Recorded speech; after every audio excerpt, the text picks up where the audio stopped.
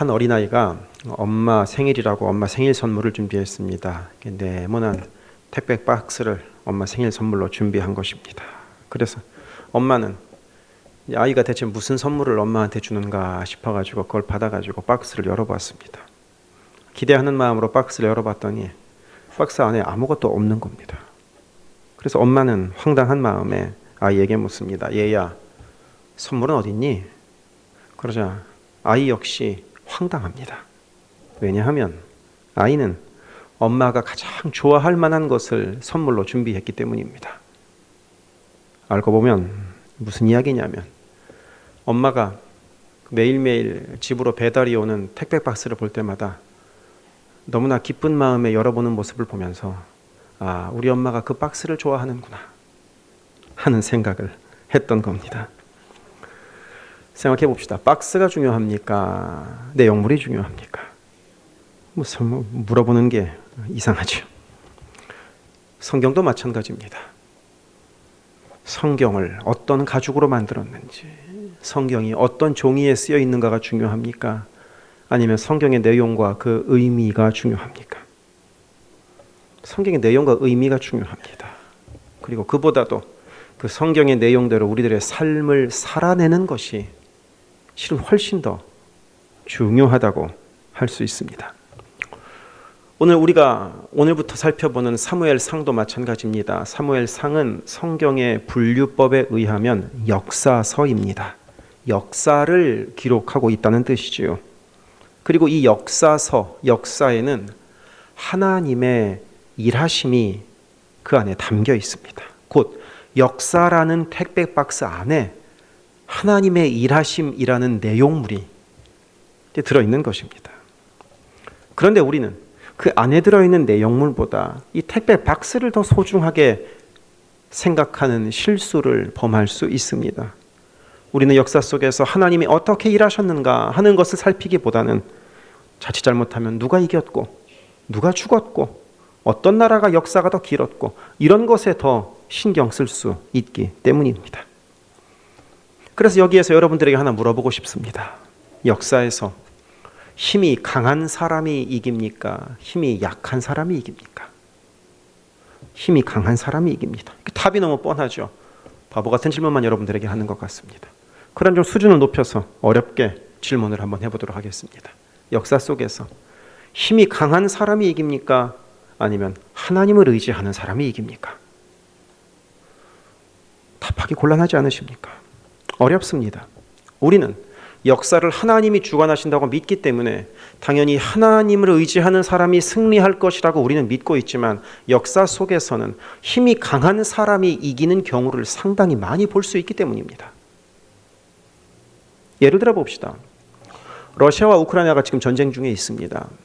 여러분들 보시기에는 러시아와 우크라이나 중에 결과적으로 어느 나라가 승리할 것 같으십니까? 솔직히 러시아가 이길 것 같습니다. 지금 그래 봅니다. 우크라이나는 너무나 힘들어서 빨리 전쟁을 끝내고 싶어 하지만 러시아는 끝내고자 하는 마음이 없기 때문입니다. 힘세기 때문입니다. 어차피 러시아가 더 강하기 때문에 시간이 흐를수록 힘들고 마음이 급해지는 것은 우크라이나죠. 그렇게 이 러시아와 우크라이나 사이의 전쟁도 힘이 강한 존재가 이기는 것 같습니다. 그러면 여기서 러시아와 우크라이나 중에 어느 나라가 이기는 것이 하나님의 섭리 같습니까? 러시아입니까? 우크라이나입니까? 만약 우크라이나가 승리하는 것이 하나님의 섭리라고 우리 한번 가정해 봅시다. 그런데 만약에 러시아가 승리하면 어떡할 겁니까? 그리고 거꾸로 러시아가 승리하는 것이 하나님의 섭리라고 우리 가정해 봅시다. 그러면 그런 러시아가 우크라이나의 불쌍한 민간인들을 수없이 죽인 것은 대체 어떻게 설명할 수 있겠습니까? 그러니까 오늘의 역사 속에서 하나님의 인도하심, 곧 하나님의 섭리를 발견하는 것은 매우 어렵습니다. 섣불리 판단할 수가 없습니다. 섣불리 하나님의 인도하심이 여기에 있다고 단정 지을 수가 없습니다. 하지만 과거에 있었던 일에 대해서는 우리가 좀 생각해 볼 수가 있습니다. 과거에 있었던 일에서 하나님의 은혜와 하나님의 섭리를 발견하는 것은 거접할 수도 있을 것 같습니다. 왜? 우리도 그때는 몰랐지만 나중에 시간이 흐르고 나서 그때 하나님이 이렇게 역사하셨었구나. 그때 내가 힘들었지만 그게 다 하나님의 도우심이었구나 하고 깨닫게 되는 때가 있지 않았습니까? 그런 경험들 있지 않으십니까? 바로 그래서 성경에서 역사서를 읽는 것이 의미가 있습니다. 역사 속에서 하나님이 어떻게 역사하셨는지를 발견하고 그렇게 과거에 역사하신 하나님께서 오늘날 우리 가운데 어떻게 일하시는가 하는 것을 우리가 깨달아 알 수 있기 때문입니다. 과거를 통하여 현재의 의미를 찾아가는 그런 재미가 역사서 속에 남아있는 것이죠. 그런 마음으로 우리는 오늘부터 사무엘이라는 사람에 대해서 함께 살펴보고자 합니다. 사무엘은 이스라엘 역사상 가장 비참한 시대였던 사사시대 사람이었습니다. 그 비참하고 타락한 시대였던 사사시대의 인물이었지만 사무엘은 그렇게 비참하고 타락하는 사람으로 살지 아니하고 하나님의 뜻을 따라서 시대를 바꾼 사람으로 우리가 기억하고 있습니다. 곧 이스라엘이라는 나라의 기초를 다진 사람이 사무엘입니다. 이 사무엘이 살던 시대인 사사시대를 가장 적절하게 표현한 말씀이 사사기의 맨 마지막 절인 22장 25절입니다. 21장 25절입니다. 이렇게 되어 있습니다. 그때 이스라엘에 왕이 없으므로 사람이 각기 자기의 소견에 옳은 대로 행하였더라. 왕이 없어서 자기 마음대로 행동하던 시대였다는 겁니다. 그러면 왕이 있으면 자기 마음대로 하지 않느냐 이런 질문이 있으실 수 있겠지만 그런 질문은 차차 해결하도록 하고요. 그보다도 사무엘은 자기의 소견에 옳은 대로 행하던 시대에 하나님의 소견에 옳은 대로 행하던 사람이었다는 겁니다. 시대의 흐름과는 다르게 걸어갔던 사람이었다는 것입니다. 그런 역사적 격변기에 말입니다. 그래서 역사적 대격변기에 시대의 흐름에 휩쓸리지 않고 하나님의 뜻대로 행동했던 사무엘을 살피는 것이 또 하나의 격변기를 보내고 있는 우리에게도 큰 유익이 되는 듯합니다. 우리가 살고 있는 이 시대가 격변하고 있기 때문입니다. 너무나 빠르게 시대가 변화합니다. 우리는 3, 40년 전에 우리가 가지고 있었던 가치관과 기준을 지금도 가지고 있지만 시대는 그렇게 우리를 기다려주지 않습니다. 당장에 요즘에는 이민 안 오지 않습니까? 그리고 당장에 우리 다음 세대에는 왠지 우리처럼 신앙생활 안 할 것 같지 않습니까? 큰 변화입니다. 물론 하나님의 말씀이야 시대와 상관없이 언제나 영원하지만 그 말씀을 시대에 어떻게 적용하고 어떻게 실천해야 하는지는 우리가 함께 생각하고 기도해야 될 과제인 것입니다. 그래서 이 사무엘의 이야기가 하늘의 지혜를 얻는 좋은 기회가 우리에게 될 수 있기를 바랍니다. 오늘의 말씀인 이 사무엘서를 여는 말씀은 한 가정의 이야기로부터 시작됩니다. 그것도 정말 볼품 없는 한 가정의 이야기로부터 시작됩니다. 잠시 후에 살펴보겠지만 살펴보면 우리들의 가정보다 결코 나을 것이 없는 가정이 사무엘 아버지의 가정이었습니다. 속된 말로 콩가루와도 같은 그런 가정이었습니다. 시기, 질투, 미움, 다툼이 끊이지 않던 가정이 바로 이 사무엘의 아버지 엘가나의 가정이었습니다. 엉망입니다. 그래서 하나님은 멋지고 훌륭하고 잘난 가정으로부터 역사의 이야기를 시작하시는 것이 아니라 비참하고 별 볼 일 없고 형편없는 가정의 이야기로부터 역사를 시작하십니다. 예수님의 이야기도 마찬가지입니다. 그 귀하신 예수님이 비참한 말구유로부터 이야기를 시작하지 않으셨습니까? 왜냐하면 하나님이 하시는 일이 다 그런 식이기 때문입니다. 하나님이 일하심을, 하나님이 역전시켜 주심을, 하나님이 새롭게 뒤집어 주심을 보여주시기 위해서 하나님은 비참한 상태에서부터 하나님의 일을 시작하시는 것입니다. 우리는 올해 주님 쓰시는 그릇, 주님 쓰시는 교회라는 슬로건을 걸고 이를 위하여 기도하고 있습니다. 그런데 잘 생각해 봅시다. 이 그릇이 꼭 커야 하나님께 쓰임 받을까요? 그릇이 작으면 하나님이 무시하시고 사용하지 않으실까요? 그럴 리가 없습니다. 그릇의 크고 작음은 그 그릇을 어떻게 사용하는지 용도를 결정할 뿐이지 그릇의 사용 여부를 결정하는 것은 아닙니다. 그런데 우리는 자꾸 그릇이 커지기만을 구합니다. 그릇만 커진다면 어떻게든 하나님께서 쓰시겠지 이런 생각을 하고 있는 듯합니다. 하지만 작은 그릇도 필요합니다. 하나님은 작은 그릇도 사용하십니다. 그 대신 내가 작은 그릇이라고 신세 한탄만 하고 있다면 그때는 쓰임받을 도리가 정말로 없는 것이지요. 오늘 말씀에서도 하나님께서 그릇의 크기를 따지신다면 사무엘의 아버지인 엘가나의 가문이 형편없는 가문에서 시작되는 것이 아니라 왕족이든지 학식 있는 가문이든지 재산이 많은 가문이든지 그런 데로부터 역사의 이야기를 시작하셨을 것입니다. 그리고 하나님께서 큰 그릇만 사용하신다고 하면 여기에 모여있는 저를 포함한 우리 모두는 하나님께 쓸모없는 존재입니다. 왜?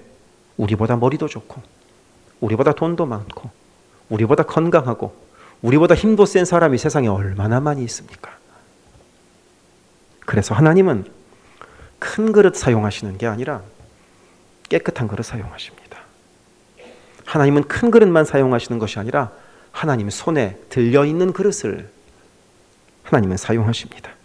아무리 큰 그릇이라고 해도 하나님이 쓰시지 않으시기로 작정하면 그때부터는 소용없는 것이고 아무리 작은 그릇이라도 하나님이 들어서 쓰시면 그때부터 소중한 그릇 되는 겁니다. 그러니 우리의 기도의 초점이 큰 그릇 되게 해주십시오 하는 기도가 아니라 주님 쓰시는 그릇 되게 해주십시오 하는 기도로 우리의 기도의 방향을 잘 교정할 수 있기를 바랍니다. 우리가 지난 2월부터 새롭게 홈 모임을 하는 이유도 여기에 있습니다. 지난 주일 홈장 모임을 통하여 여러분들이 이제 어떻게 홈 모임을 하는지 잘 점검을 좀 해보았는데 잘 점검을 해서 앞으로 어떻게 하면 더 잘할 수 있을지 이야기를 나누고자 홈장 모임을 가졌었습니다. 그래서 홈장님들에게 물어보니까 제가 기대하고 상상했던 것보다 홈 모임들을 너무 잘하고 계시더라고요. 모임을 통하여 각자 받은 말씀과 각자 받은 은혜를 나누고 또 그로 인해서 예전에는 예배가 끝남과 동시에 성경 말씀을 까마득히 잊어버렸었는데 이제는 말씀이 조금 더 기억나기 시작하고 조금 더 생각나기 시작하고 그리고는 말씀을 따라 조금씩 살아보려는 노력도 하게 된다는 이야기들을 홈장님으로부터 지난주에 들었습니다. 참 감사했습니다. 바로 이것이 주님 쓰시는 그릇이 되어가는 과정이기 때문입니다. 말씀을 내 마음에 새기고 말씀을 내 삶 속에 새겨서 그 말씀대로 살아가는 것이 바로 주님 쓰시는 그릇이 되어가는 과정이기 때문입니다. 자, 이제 그러면 사사시대 때 주님께서 쓰시는 가정이었던 엘가나의 가정의 이야기를 오늘 말씀 속에서 한번 살펴보도록 합시다. 이 사무엘의 아버지인 엘가나에게는 2명의 부인이 있었습니다. 그 당시에는 일부 일처제가 아니었기 때문에 부인이 2명이라는 것이 심각한 문제가 될 지경은 아니었습니다. 하지만 이 엘가나라는 사람에게 부인이 2명이었던 데에는 다 이유가 있었습니다. 왜냐하면 첫째 부인 한나에게 아들이 없었기 때문입니다. 만약 첫째 부인 한나에게 아들이 있었다면 둘째 부인 브닌나를 들이지 않았을지도 모르겠습니다. 대가 이어질 수 있었기 때문입니다. 그래서 한나에게 아들이 없기에 둘째 부인 브닌나를 집에 들였는데 웬걸 아이를 너무 잘 낳는 겁니다. 몇 명이라고는 기록되어 있지만 이 브닌나가 아이를 잘 낳았던 모양입니다. 이거 왠지 옛날 사극이나 TV 드라마에서 한두 번씩은 봤음직한 그런 구성 아닙니까? 이런 경우 드라마를 보니까 한나와 브닌나가 어떻게든 잘 지낼 수도 있습니다. 불편한 마음 가슴에 사기고 큰 소리 내지 않고 사는 경우 드라마에서도 한 번씩 볼 수 있지 않습니까? 그런데 오늘 말씀 속에서 한나와 브닌나는 그렇게 사이좋게 지내지는 않았던 모양입니다. 6절을 이렇게 되어 있습니다. 여호와께서 그에게 임신하지 못하게 하심으로 그의 적수인 브닌나가 그를 심히 격분하게 하여 괴롭게 하더라. 한나가 아이가 없는 것을 가지고 이제 브닌나가 한나를 슬슬 이제 건드린 모양입니다. 아니 슬슬 건드린 것을 넘어서서 이 6절 말씀을 보니까 한나가 심히 격분하여 괴로울 정도로 분인나가 한나를 괴롭혔던 모양입니다. 아마도 아이도 못 낳는 쓸모없는 X 이런 식으로 분인나가 한나를 괴롭혔겠죠. 그리고 그게 얼마나 심했는지 이 말씀에 의하면 그의 적수라고까지 기록되어 있습니다. 그 가정 안에서 한나와 분인나가 서로 왼수인 것입니다. 이런 경우 우리는 보통 한나와 분인나 중에 한 명의 편을 들자면 한나 편을 들기가 참 쉽습니다. 그거 불쌍하지 않습니까? 자식 없는 것도 서러운데 자식 있다고 유세 떠는 것도 아니고 비난까지 받으니 한나 참 불쌍하죠. 그래서 참 저 분인나 못됐다. 참 저 분인나 이기적이다. 어떻게 남편은 둘째 부인을 들여도 저런 여자를 들였냐. 이런 생각을 하게 될 수도 있습니다. 그런데 말씀을 묵상하면서 곰곰이 생각해 보니까 거꾸로 분인나의 입장에서 이 상황을 생각해 보면 이 분인나도 참 불쌍합니다. 분인나는 어떻게 해도 남편의 사랑을 차지할 수가 없기 때문입니다. 아무리 아이들을 잘 낳아도, 아무리 남편이 원하는 대로 다 해줘도 남편은 내가 낳은 아이는 이뻐해도 나는 이뻐하지 않습니다. 아이를 낳지도 못하는 저 한나만 이뻐합니다. 나는 바라보지 않고 한나만 바라봅니다. 이거 얼마나 분인나의 입장에서 가슴 아픕니까? 아니 내가 무슨 아이 낳는 기계입니까? 한 것이라곤 아이 잘 낳은 것밖에 없는데 그토록 원하는 남편의 사랑은 저 아이도 낳지도 못하는 한나가 다 차지하고 있으니 분인나 입장에서는 힘들고 분이 나는 겁니다. 속이 상한 겁니다. 게다가 더 분인나의 속을 상하게 하는 일이 있습니다. 4절 5절은 이렇게 기록되어 있습니다. 엘가나가 제사를 드리는 날에는 제물의 분깃을 그의 아내 분인나와 그의 모든 자녀에게 주고 한나에게는 갑절을 주니 이는 그를 사랑함이라. 제사를 지낸 후에 제사를 지낸 것을 나눠 가져야 되는데 분인나와 분인나의 자녀들에게는 한 몫씩만 주고 사랑하는 한나에게는 2몫씩 준 겁니다. 그래서 분인나는 내가 받은 게 적어서 억울해서 화가 난 것이 아닙니다. 그게 아니라 이거는 율법과 관련되어 있는 문제 때문입니다. 여기서 꼭 적용해야 될 율법이 신명기 21장 15절부터 17절에 이렇게 기록되어 있습니다. 이 말씀의 상황과 아주 비슷합니다. 어떤 사람이 2 아내를 두었는데 하나는 사랑을 받고 하나는 미움을 받다가 그 사랑을 받는 자와 미움을 받는 자가 둘 다 아들을 낳았다 치자. 그런데 그 미움을 받는 자의 아들이 장자이면 자기의 소유를 그 아들들에게 기업으로 나누는 날에 그 사랑을 받는 자의 아들을 장자로 삼아 참장자, 곧 미움을 받는 자의 아들보다 앞세우지 말고 반드시 그 미움을 받는 자의 아들을 장자로 인정하여 자기의 소유를 그에게는 2몫을 줄 것이다. 이해가 되십니까? 무슨 이야기인지. 아무리 둘째 부인에게서 태어난 아들이라고 하더라도, 아무리 내가 좋아하지 않는 여인에게서 태어난 아들이라 하더라도 그 아들이 장남이면 장남으로 인정해서 2몫을 주어야 된다는 겁니다. 그런데 지금 엘가나는 분인나의 아들에게 2몫을 주었습니까? 한나에게 2몫을 주었습니까? 한나에게 2몫을 준 겁니다. 그러니 분인나가 보기에는 이러다가 혹시 한나가 아들이라도 낳게 되면, 그러면 내 아들은 아무리 장자라고 하더라도, 아무리 나이가 많다고 하더라도 장자 취급 못 받고 한나가 낳은 꼬맹이 어린 아들이 장자가 될 수도 있는 것 아닌가? 분인나의 입장에서는 여기까지 생각이 가는 겁니다. 내 아들은 장남이라고 해도 이거 찬밥 신세되는 것 아닌가? 이런 불안함까지 생기니까 이거 볼 거 없습니다. 여인들은 이럴 때 참 무섭죠. 그야말로 속된 말로 이제 꼭지가 도는 겁니다. 그래서 한나를 공격합니다. 저 아이도 못 낳는 저주받은 X. 이런 식으로 분인나가 한나를 공격하는 겁니다. 그리고 한나는 바로 이로 인하여 마음이 힘듭니다.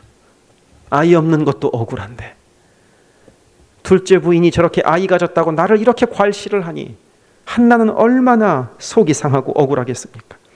그리고 그렇게 집에 있는 2명의 여자 한나와 분인나가 이렇게 서로 싸우고 있으니 그 집안 분위기가 온전할 리가 있겠습니까? 평온할 리가 있겠습니까? 이런 상황이라면 이 와중에 남편의 역할이 참 중요합니다. 그럼 남편인 엘가나가 어떻게 하는가? 8절은 이렇게 기록하고 있습니다. 그의 남편 엘가나가 그에게 이르되 한나여 어찌하여 울며 어찌하여 먹지하며 어찌하여 그대의 마음이 슬프냐? 내가 그대에게 10 아들보다 낫지 아니하냐. 이 말이 한나에게 위로가 되었을까요? 안 되었을까요?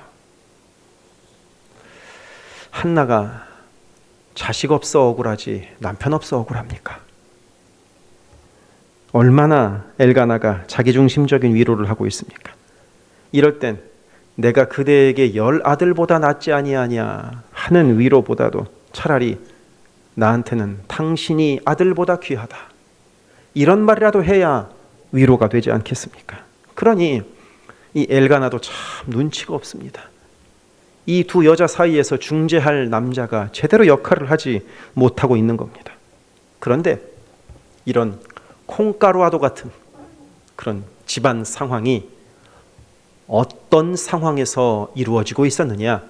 오늘 말씀 3절은 이렇게 기록되어 있습니다.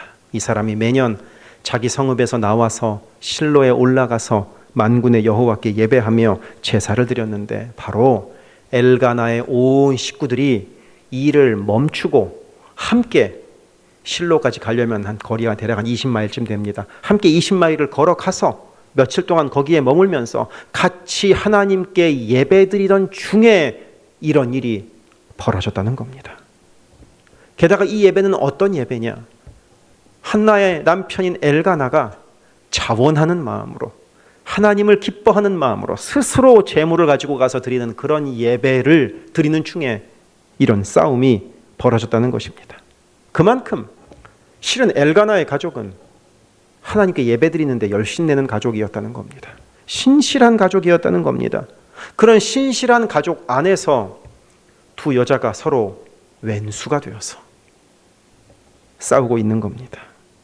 곧 신실한 가족에도 문제가 있을 수 있다는 뜻입니다. 겉으로 보기에는 예배 잘 드리고 겉으로 보기에는 기도도 열심히 하는 신실한 가정처럼 보이더라도 그 안에 문제가 있을 수 있다는 겁니다. 실은 문제 없는 가정은 없기 때문입니다. 말 못할 사정이 없는 가정은 없기 때문입니다. 겉으로 보이기에 멀쩡해 보이는 저희 집 가정도 실은 말 못할 문제들이 다 있습니다. 그것이 우리의 현실입니다. 그래서 여기에서 두 가지를 우리가 함께 생각해 보기로 합니다. 첫째, 그런 문제 많은 가정도 하나님께서 사용하신다는 사실입니다. 하나님은 깨끗한 그릇, 흠 없는 그릇, 아무 티도 없는 그릇을 사용하시는 분이 아니라 더러운 그릇은 씻어서 사용하시고 깨진 그릇은 붙여서 사용하시는 분입니다. 우리 주님은 그렇게 닦아내고 고쳐내는 데 최고이시기 때문입니다. 곧 하나님이 우리 가정을 포기하고 계시지 않음을 기억하시기 바랍니다. 하나님이 우리 가정에 문제가 많더라도 붙들고 계심을 기억하시기를 바랍니다. 그리고 두 번째, 그런 문제 있는 가정도 하나님을 예배했다는 사실입니다. 이 부분이 정말로 중요합니다. 하나님이 바로 이것을 보셨던 겁니다. 가정이 평안하고 가정이 화목하고 가정이 아무런 문제도 없을 때를 기다렸다가 이들이 예배했던 것이 아니라 문제도 많고 반목도 많고 싸움과 다툼과 질시가 있을지라도 예배하는 일을 멈추지 않는 가정이었다는 것입니다. 그리고 바로 이렇게 예배를 게을리하지 않는 태도가 하나님 기뻐하시는 태도입니다. 물론 저는 간혹 가다가 마음이 너무 힘들어서 제가 예배에 못 나왔습니다. 이런 이야기를 간혹 가다가 듣게 됩니다. 그런 이야기를 들을 때마다 물론 그 힘든 마음을 당연히 위로도 하고 또 격려해드리고 위하여서 기도하기도 하지만 속으로 항상 이런 생각을 합니다. 힘들면 정말 예배 와야 되는 것 아닌가 하고 말입니다. 하나님이 진짜 위로자기 때문입니다. 하나님 외에 다른 곳에는 진짜 위로가 있는 것이 아니기 때문입니다. 하나님이 구하시는 제사는 상한 심령이기 때문입니다. 예배는 사람을 보기 위하여 나오는 것이 아니라 하나님 만나기 위하여 나오는 것이기 때문입니다. 엘가나의 가정은 그렇게 불완전했음에도, 문제가 많았음에도 매년 정기적으로 하나님께 우리 가정을 올려드리는 헌신하는 예배를 드렸습니다. 곧 저 여러분 모두의 가정이 불완전할지라도, 부족할지라도, 죄덩어리일지라도 예배하는 가정 되시기를 바랍니다. 하나님이 바로 그 부분을 보고 계시기 때문입니다. 마음이 상해서 예배 못 드리는 것이 아니라 마음이 상했기 때문에 더욱 예배하는 가정 되시기를 바랍니다. 바로 그럴 때 하나님께서 우리 가운데 넘치는 은혜로 덧입혀 주시리라 믿습니다. 기도하겠습니다.